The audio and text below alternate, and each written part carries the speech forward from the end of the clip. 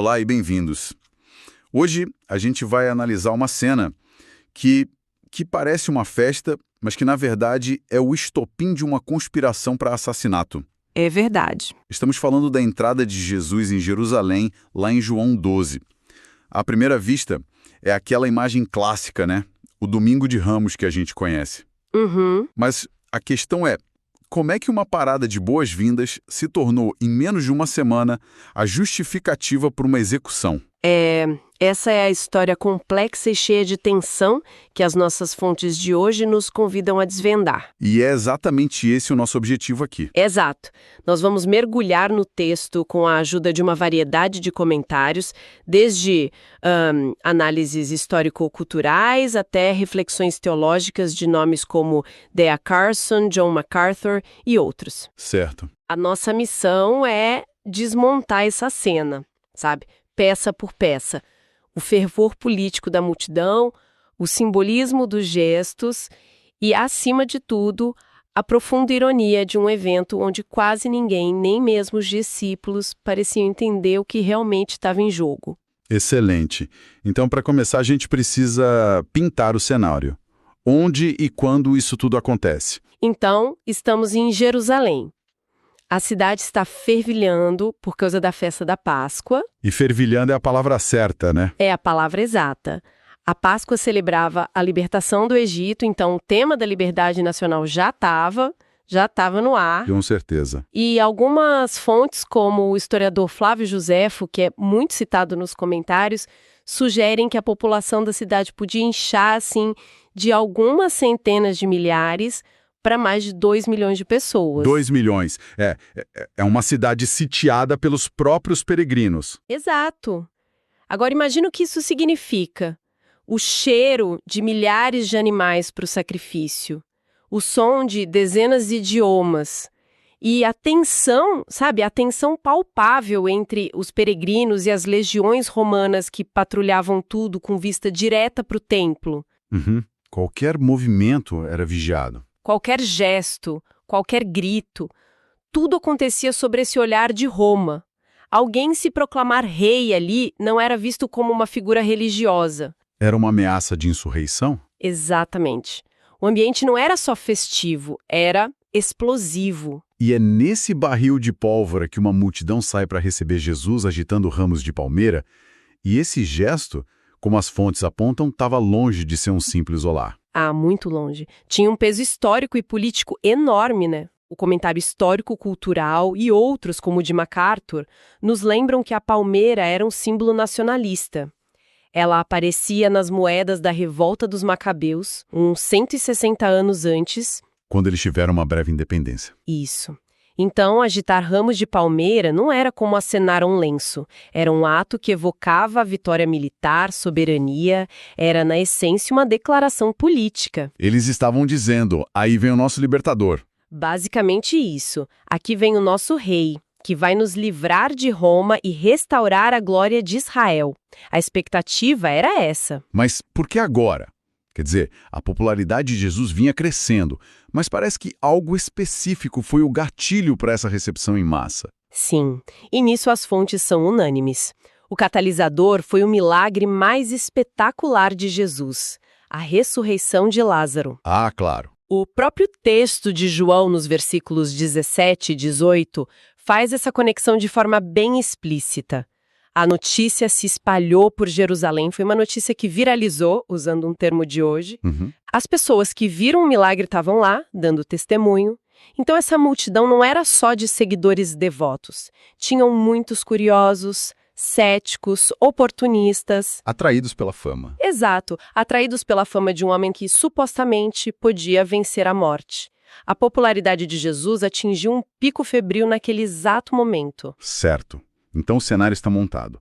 Uma atmosfera política tensa, uma multidão com expectativas de um rei guerreiro, usando símbolos nacionalistas, tudo isso impulsionado por um milagre sem precedentes. Isso. E a reação de Jesus a tudo isso é o que define o evento.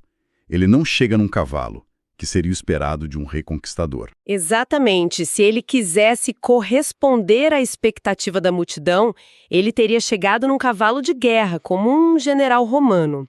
Mas a escolha dele é deliberada. E chocante, ele monta num jumentinho. Um cumprimento de profecia, né? Um ato profético calculado. Quase todos os comentaristas, de Wiersbe a Hendrickson, apontam para o cumprimento direto de Zacarias 9:9. Eis aí te vem o teu rei, humilde montado em jumento. A minha primeira impressão, sabe, ao ler sobre o jumentinho, é que é um gesto de humildade. Mas as fontes sugerem que é mais que isso. É uma declaração política disfarçada de humildade, certo? Perfeitamente. É uma subversão genial. Ele aceita o título de rei, mas ao mesmo tempo ele redefine radicalmente o que esse título significa. O jumento, no Antigo Oriente, era um animal de paz, de uso doméstico, não de guerra. Certo. Então, Jesus está comunicando de forma não verbal. Sim, eu sou o rei de vocês, mas o meu reino não é o que vocês pensam. Minha arma não é a espada. Isso. E meu trono não será conquistado pela força. Eu venho em paz, com humildade. Ele joga um balde de água fria nas expectativas de revolução daquela multidão. O que me chama a atenção é que essa mensagem que para nós hoje parece tão clara, passou completamente despercebida por todos na época, inclusive pelos mais próximos dele. E esse é um dos pontos mais fascinantes e irônicos da narrativa toda. O versículo 16 é crucial nisso. Sim. Ele diz: seus discípulos a princípio não compreenderam estas coisas, mas quando Jesus foi glorificado, então se lembraram. D.A. Carson destaca muito a profundidade dessa ironia. Ninguém ali entendia a dimensão completa do que estava acontecendo. Ninguém. A multidão o aclamava pelos motivos errados. Os líderes religiosos o observavam com ódio. E até os amigos mais próximos dele estavam confusos. É um lembrete, sabe, de que a compreensão dos planos de Deus muitas vezes não é instantânea. Só veio depois. Só veio para eles depois, à luz da ressurreição. E enquanto essa celebração confusa acontece, tem um terceiro grupo observando. E eles não estão nada felizes. Os fariseus. A reação deles, no versículo 19, é quase um grito de desespero. Sim, é uma declaração que revela pânico. Eles dizem uns aos outros: vede que nada aproveitais. Eis aí vai o mundo após ele. O mundo. A palavra mundo aqui significa as massas, a opinião pública. Eles perceberam que perderam o controle. Todas as tentativas deles de desacreditar Jesus falharam. O milagre de Lázaro foi a gota d'água. Foi a gota d'água. E essa entrada pública em Jerusalém confirmou os piores medos deles. A influência de Jesus tinha se tornado uma força que eles não podiam mais conter por meios convencionais. Espera um pouco. Então, o que você está dizendo é que a festa de boas-vindas, essa cena que a gente vê nos quadros, nos filmes, foi, na verdade, o que assinou a sentença de morte de Jesus. Exato. A popularidade dele foi a sua ruína, aos olhos deles. Essa é a maior ironia de todas. A aclamação popular que parecia ser o auge do ministério público dele foi o que solidificou a determinação dos seus inimigos. De que ele precisava ser eliminado. E rápido. Comentaristas como Carson e Will Bisbee são bem claros nisso. Este evento acelera drasticamente o caminho para a cruz. O triunfo da entrada em Jerusalém, na verdade, sela o seu destino. Não é só uma celebração. É o ponto de não retorno. É o ponto de não retorno no conflito com as autoridades. Nossa. E isso inverte completamente a lógica de poder que a gente tem. O triunfo não estava na chegada, mas no que aconteceria no final da semana. E isso nos leva às implicações teológicas mais profundas, né?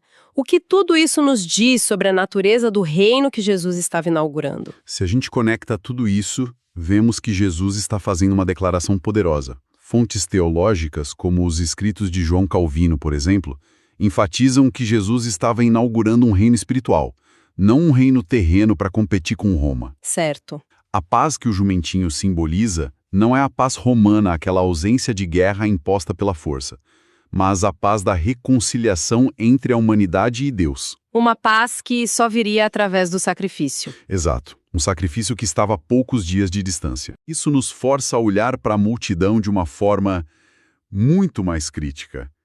A adoração deles, embora parecesse entusiasmada, era profundamente condicional. Sim. E essa é uma aplicação prática que o comentário Holman, por exemplo, desenvolve muito bem. A mesma multidão que gritava Hosana, que significa salva-nos, por favor, Uhum. provavelmente continha as mesmas vozes que dias depois gritariam crucifica-o. O que mudou?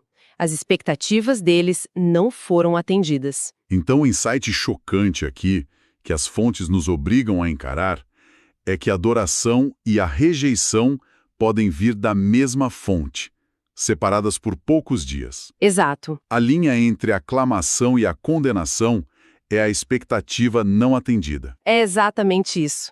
A devoção deles estava condicionada a um Messias que se encaixasse na agenda deles.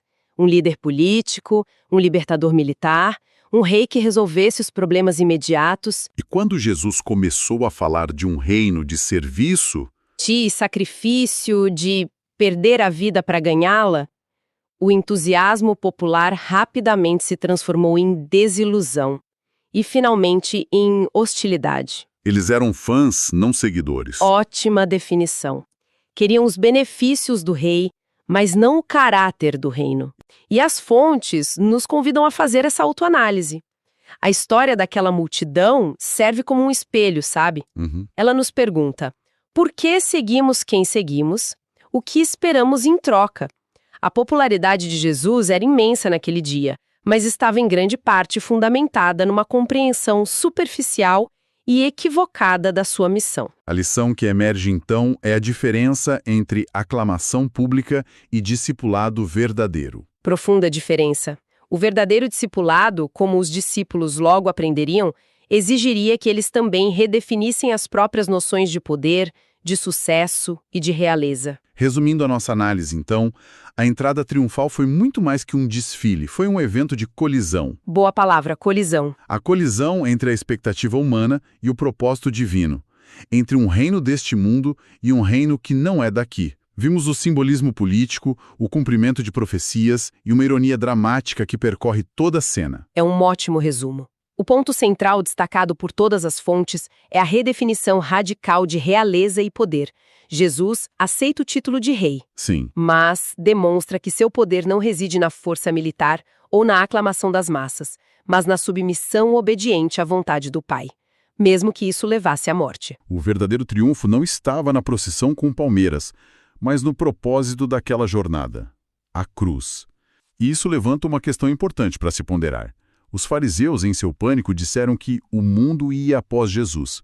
No entanto, a gente viu que o mundo era inconstante. Muito. As fontes nos mostram o Messias que, fundamentalmente, não se encaixava nas caixas e expectativas populares de sua época.